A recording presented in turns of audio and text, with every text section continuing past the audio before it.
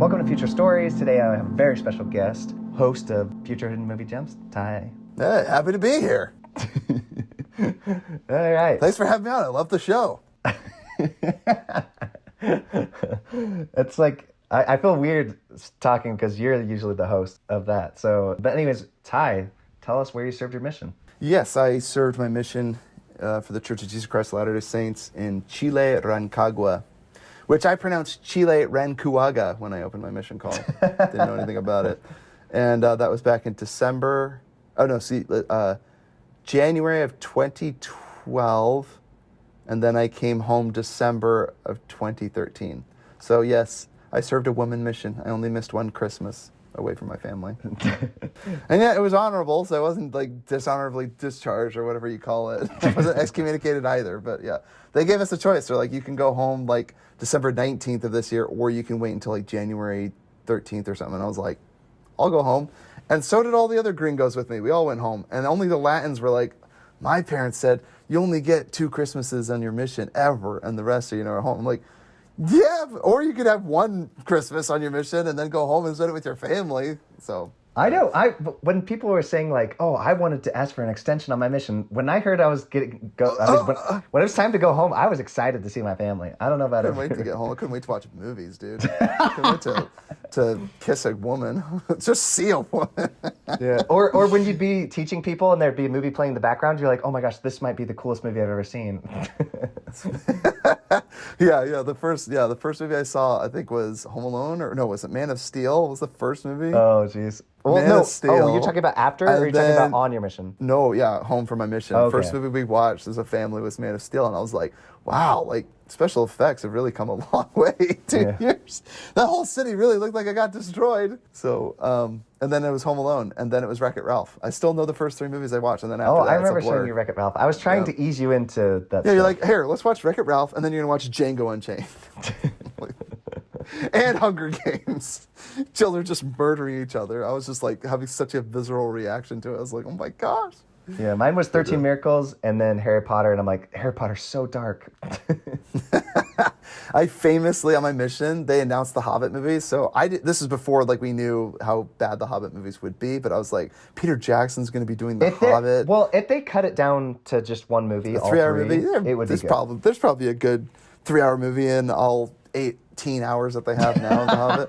But yeah, it's like somewhere in that space, I was like on my mission, and the Avengers were also coming out. So I had seen Iron Man, I had seen the Incredible Hulk, I'd seen Captain America and Thor. That was like one of the last ones I saw, and they were like, okay, the first Avengers movie's coming out, and I was on my mission when that came out, and I was like, I can't believe this is happening to me. Of course it would be. And then Christopher Nolan's like, I'm doing The Dark Knight Rises. So I missed all 3 of those movies in theaters. Like, I was on my mission, and I was like, I can't believe I got to miss like 3 huge influential movies to me in my life, like on my mission. So anyway, it's crazy I'm talking about movies. I know, I love that this mission turned into a movie podcast again. It did.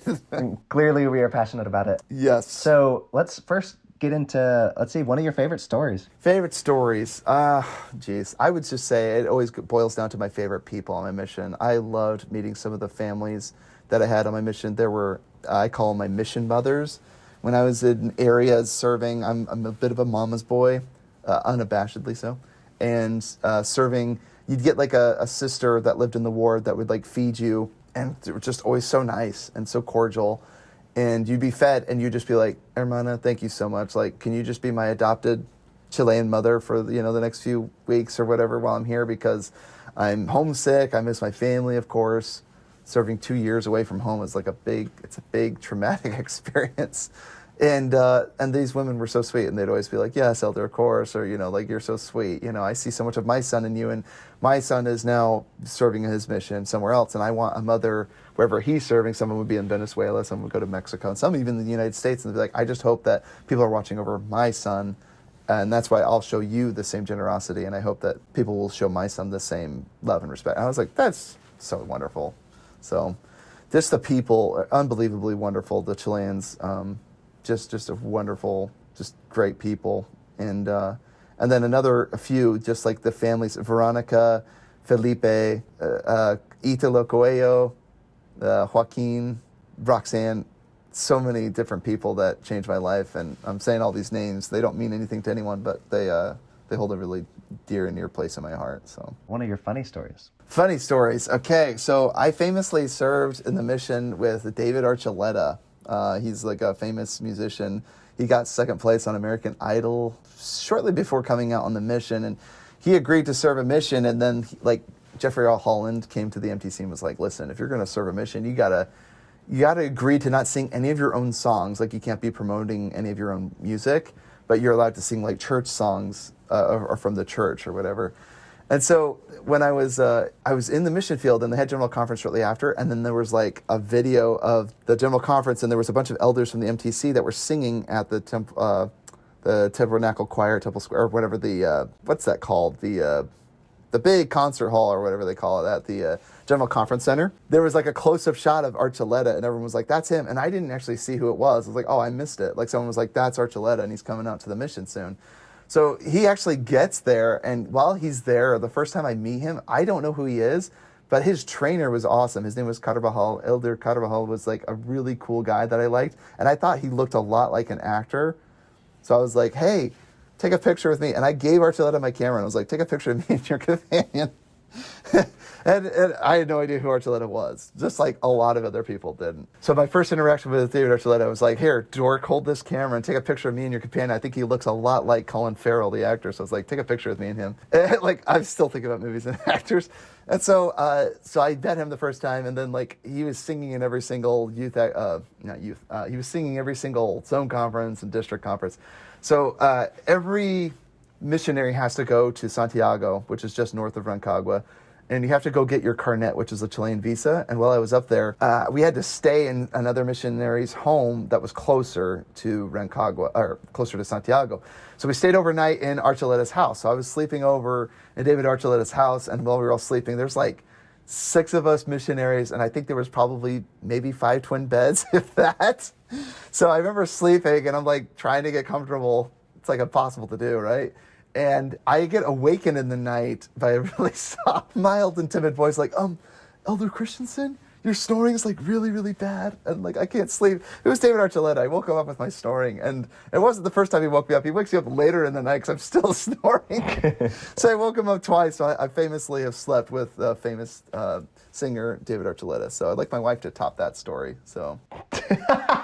But so yeah, it's that. And then the best was we all went to Santiago together to get our Chilean carnets, these visas. And while we were there, we go through this long process. It takes a while. You have to go to like, it's a crazy monotonous task where you have to go to like this building, get this paperwork, go to this building. And while we were like halfway through getting our carnets, we were all in the mall, this giant Santiago mall. And while we're riding the up escalator, a song comes on the overcom of the mall we're in, and it's Crush, David Archuleta's hit single.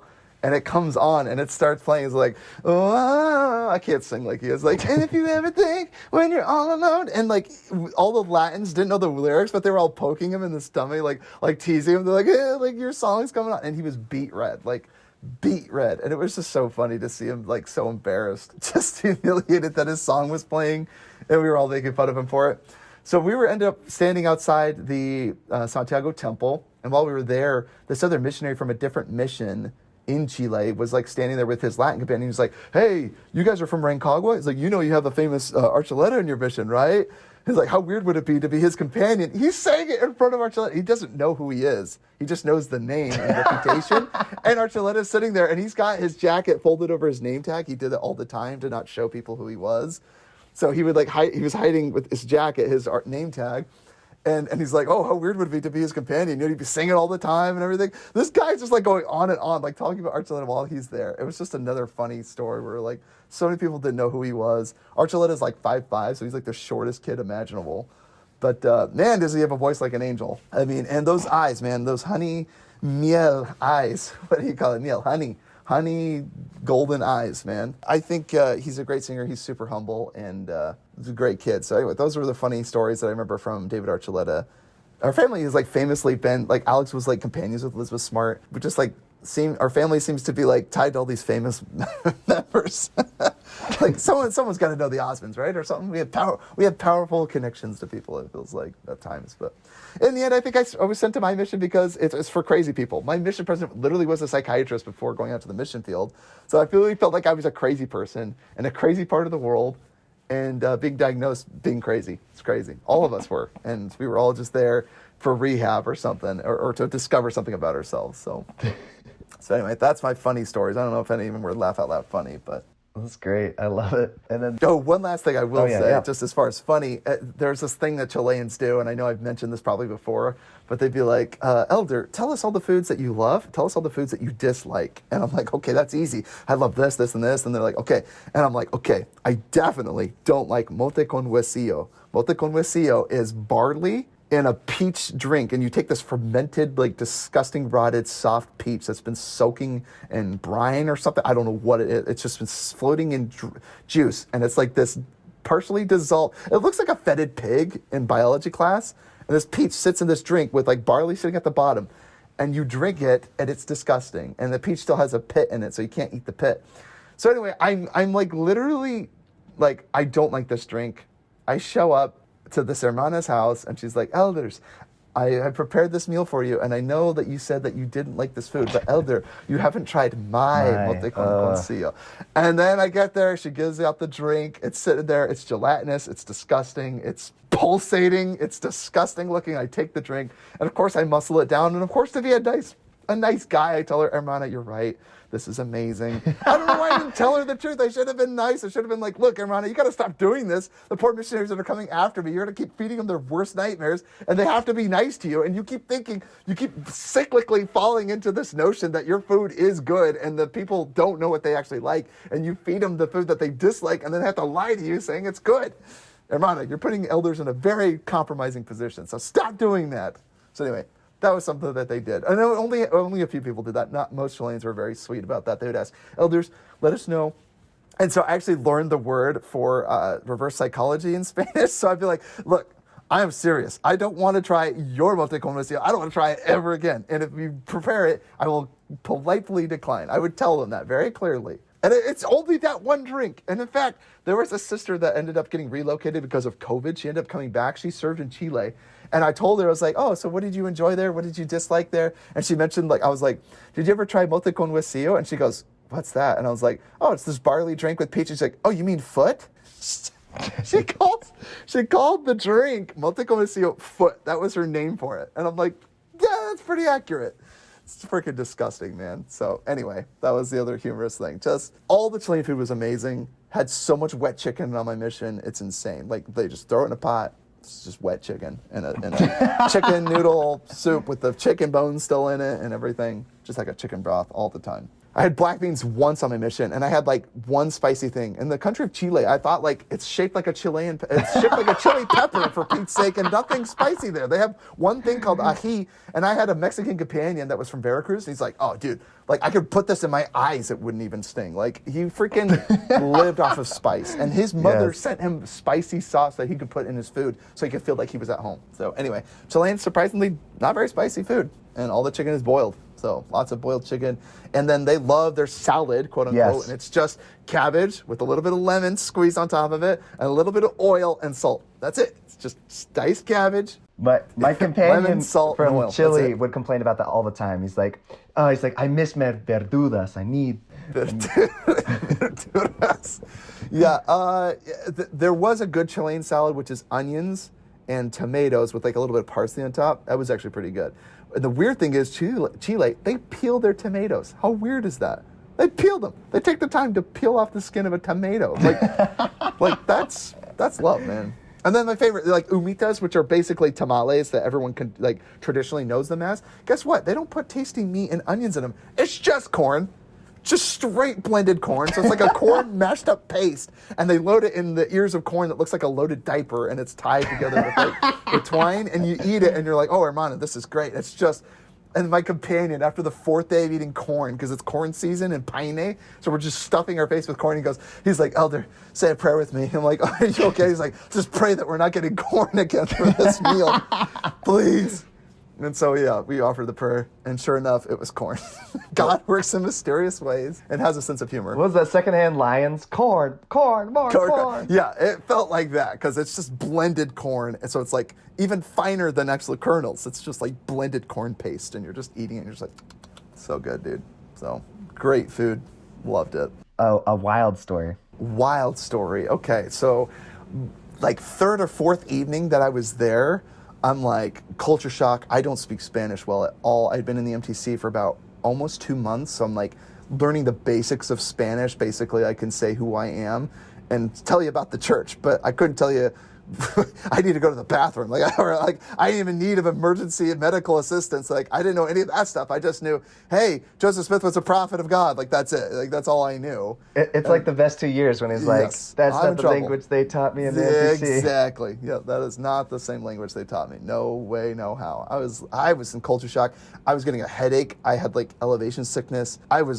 This is the first time I've ever been anywhere outside of the United States. It was a crazy culture shock and wake-up call for me. And, third world country, graffiti everywhere, trash in the streets. And again, I don't want to, like, bash Chile. Like, they have their own problems and they have their own beauty. But, like, just saying what I observed in South Santiago, it was a pretty dusty, dingy, dirty place. And I remember thinking, like, oh, my gosh. And then there's, like, crime everywhere. And it's like, okay, we got to get out of this area quickly. It's like, why? It's like, it's not safe. Move along. So anyway, that evening, I'm like the fourth night there, and I'm like still in culture shock. Everything I'm looking at, like, oh my gosh, like we live like this, great. But I was so excited because I just loved being there. And then the fourth night, I'm awakened to all of a sudden there's like my bed is shaking. Like my entire bed is shaking, lifting off the ground, and I'm like, oh, what's going on? And then I see the Chilean. He's standing outside his bed, and he's just like holding onto the bedpost, and he seems so calm. And I realized, like, the earth is shaking. We're in the middle of an earthquake. I thought the building was going to collapse on top of us. Like, things were shaking. Pictures were falling all over the side of the walls. Like, everything was like shaking, like, uncontrollably. And then, like, what felt like an eternity, it was probably only, like, 15, 20 seconds. It all stops. And then I'm, like, waking up. I'm sitting upright in bed, and I'm like, what the heck was that? Like, that was crazy. And my Chilean companion, he lived in the house with us. He's like, oh, it's just a temblores. And I'm like, wait, a tremor? I was like, what about earthquake? Like, that was an earthquake. He's like, no. It's like, Elder, if that was an earthquake, this building would be leveled. And I was just like, oh my gosh. Like, so he's like, yeah, tremors happen all the time. The tectonic plates in Chile are pretty fragile, I guess you could say. So they would shift all around all the time. So you'd feel earth shakes probably, I would say, you eventually get used to them and you don't even notice them if you're walking sometimes. But if you're inside, you definitely feel them, especially if you're up on a third story like we were. So yeah, earth tremors basically. And it was just terrifying because it was something I hadn't expected. And then that same evening, after I tried to go back to sleep, after my heart is racing about what I thought was a near-death experience, or it just felt out of body. It felt surreal. I'd never been in a earthquake or felt the earth move like that. And then the same evening, there's a giant explosion. I sit up in bed, and then across the apartment way, our window is facing a courtyard, kind of like a rear window situation where you can see into the neighbors' sliding glass doors, into their living rooms. And I see a man and his wife yelling at each other, and the man had thrown his wife into the sliding glass door and shattered it. And then he's yelling, are you going to kill me? You coming at me? And they're yelling in Spanish, obviously. Like, you coming at me with that knife? Are you going to cut me? He calls her a very untoward name to her, and then you just hear screaming all night, and then green sirens appear, the cops show up, and it was pretty wild. And then I cried that night, and I was like, I want to go home. I don't want to stay here. So that was the wildest, some of the wildest stuff. Got robbed, our house got robbed a few times, yeah, just like the standard missionary stuff that you hear. But yeah, the earthquakes was something I never experienced, and then just that domestic dispute the same night. It was just a little much. I'm like, is it going to be like this all mission life? I need sleep. I'm already not sleeping because it was just so crazy. It was wild. So. It's like the beginning of Big when he goes to the city for the first time and he's crying and he hears the guy screaming in the telephone. Yes. Yeah, there's psychotic people outside. Yeah, that is a apt comparison. That is what I felt like. I felt like Tom Hanks' character in Big. Like, I'm a little man in a big city. And then later when he hears gunshots outside his window, it's like no big deal. He just turns up his TV. Yeah, he's like, whatever, dude. I'm used to it at this point. Yeah, desensitized, dude. So, yeah, got used to it. But that would probably be some of the wildest stuff that happened. A spiritual story. Oh, spiritual. So let me see. So the Familia Guzman, I loved them so much. They were another adopted family that I had. I just call them my families, little adopted families. This family, it was really hard. So the church in Chile is very strong in certain areas, and it really struggles in others. The members of the church, membership in the church had exploded in the early 90s and even into the early 2000s. There was a huge explosion of the church and membership all around. Many, many people were joining. Culturally, it was really cool to be a Latter-day Saint. The church had just completely exploded. And then unfortunately, there was some shenanigans going on, and so Jeffrey R. Holland famously went down there, and I think it was 2005, 2004, and he just looked at the leadership of the church, had some interviews with them, and he's like, this is not my church. So he had to excommunicate a lot of members of the church, rededicate the temple, correct some mistakes, rededicate some of the other buildings there too. So it was kind of funny because people will have pictures, for example, of Jeffrey R. Holland in their home. And there's a picture of them with Jeffrey R. Holland. I'm like, that's amazing. He was here. And they're like, yeah. And the next morning, it's like, well, this picture of Jeffrey R. Holland in our home, what a great visit that was. I'm like, yeah, that's so cool. And they're like, yeah. And the next morning he excommunicated my husband. I'm like, okay, why would you keep a picture of that? Like, I mean, it must be a bittersweet memory, but I guess she was still active in the church. But anyway, it was crazy. So the spiritual side of all this was there were members of the church that had grown into the church, and then they soon left afterwards, because after this, what I'll call the great cleansing, where like kind of like Jesus Christ running through the temples and overturning tables, and it's like, get out of my Father's house. Righteous indignation and purifying the temple, and all in the name of God, of course. This kind of made me feel like that. There were members that kind of were disillusioned, and they were like, well, when I was a member back when it was like bustling at the time, I saw a lot of corruption, a lot of evil, and no one batted an eye. And now I'm a member that can't even afford to clothe their kids right, and I go to church and all the other members like turn up and sneer at me, and they're like, how dare you show up to church with like such uncomely clothes on your kids? And it's like, look, you come to church and you figure out like I don't know what to wear. You have a problem with choosing what. It's like, I come to church not even knowing if I'll have the means to clothe my kids. Like, they're so poor in some of their circumstances. And so she's like, I feel the Spirit more here at home when I have the missionaries come to our home. I don't feel it at church. The people there are just, they're so judgmental. They're so this and that. And it's devastating because it's like, I understand where they're coming from, and that's a really hard thing to do. Like, the church culture should always be inviting. We are all sinners. We're all trying to be better. And so this family, I had really good discussions with them, and ultimately, they just asked that, not the family, but missionaries were told no longer to go by the house because they weren't making any efforts to change.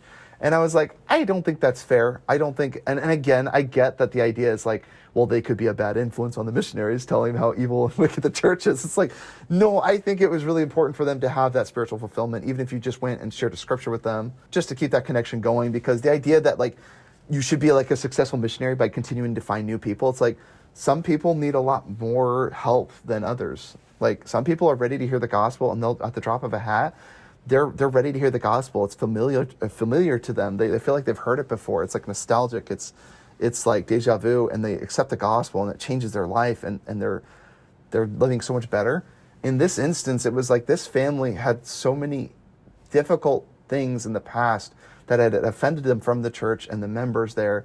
And some of the members were just wolves in sheep's clothing, like still had some managed to eke by doing just really despicable and deplorable and disgusting things. And it was so sad. It was so hard to see that. It was gut-wrenching, because I'm like, I agree with you, sister and brother. Like, what they're doing is reprehensible, but that doesn't change the truthfulness of the gospel. Like, we have to go to the church to partake of the sacrament so we can renew our baptismal covenants and purify ourselves from our sins and our shortcomings and our transgressions. And it's so hard to explain that. And I get that there's parts of the United States that has that. There are members of the church that really struggle with this. And I'm like, I'm really grateful. There's like this big cultural shift that's happened where we're no longer like Puritan about like, you got to keep the commandments, stop sinning, you guilty person. And instead it's like, look, you're here at church, you're making an effort. You already feel godly sorrow every time you make a mistake. You beat yourself up. You shouldn't feel shame. Like, that's Satan. God allows you to feel godly sorrow, and he helps you want to better your life. If you just keep making those steps, like, repentance is real. You're going to get there. Be patient with yourself and stop with this whole, like, this zealot. I don't know what to call it other than, like, the evil Latter-day Saint that is out there that's like, you're not dressing properly. You can't say these things into church meeting. You shouldn't, like, I don't know. Like, it's like the spirit of the law versus the letter of the law. I don't know. Anyway, so that was really hard. And what was so spiritual and fulfilling to me is I had some of the most wonderful evenings with them, and they shared and strengthened my testimony because they said, in the next life, I hope that we'll be able to discuss things and feel at peace. And it broke my heart because in the end, I love these people, and it was so, their pain was so real. It was like the first time I kind of understood empathy a little bit better. But so my heart goes out to them, and it still does to this day. I offer prayers for them, and I'm just so grateful because there were so many members that enriched my life. And so one other spiritual experience was Felipe, or Yersun. He was one of the few youth that was just turned 18, and he finally had the opportunity to be baptized. As an adult, his parents couldn't say otherwise, and he was so ready, and it was just so great to see his testimony and how eager he was to be baptized, and he got his friend activated again so he could baptize him. It was just such a wonderful, unique experience, and to this day, I check out him on Facebook, and I can see the progress he's making. You know, he's married now, and it just makes me happy to see his life, that it's been forever changed by the gospel, and for the better. I mean, just completely for the better. So, just incredible to see this the spirit and the gospel living its principles, and living by it, the commandments. It can really better your life, and to see that, to have that validation is so rewarding and so spiritually uplifting for me in my life, because I knew plenty of missionaries that came home and inactivated from the church, or even today struggle with their testimonies and things like that. So big testimony builder for me. Thanks for sharing that. What was your question? And then, do you want to share your testimony in Chileno? Chileno, Castellano, Español. Yeah, it's got the j. Well, we just cortan las palabras, po. Let's see. Okay, how do I even talk Spanish? I can talk life insurance in Spanish now. It's been a while. Okay, estoy agradecido. Yo quiero dar mi testimonio de la Iglesia de Jesucristo de los Santos de los Últimos Días. Estoy muy agradecido por el Evangelio de Jesucristo, la fe, arrepentimiento, bautismo, el don de la recepción del don del Espíritu Santo y perseverar hasta el fin. Es un evangelio completo, nos guía para llegar y junto con nuestras familias. Y yo sé que las familias pueden ser eternas, y estoy muy agradecido por el conocimiento que José Smith es un profeta llamado por Dios para guiarnos y restaurar la iglesia verdadera. Yo sé que Jesucristo es mi Salvador, y la expiación me ayudan a alcanzar mis metas en esta vida, y me guía cada día para mejorarme cada día, para llegar a ser un hombre honorable, ojalá. Y estoy muy agradecido por el profeta hoy, Russell M. Nelson, quien nos guía hoy, y es un profeta guiado por Dios. Y estoy agradecido por la iglesia, mi familia, y la oportunidad de servir mi misión en Chile y los chilenos. Y mi testimonio eso es mi testimonio, y les comparto con ustedes en el nombre de Jesucristo. Amén. Amen.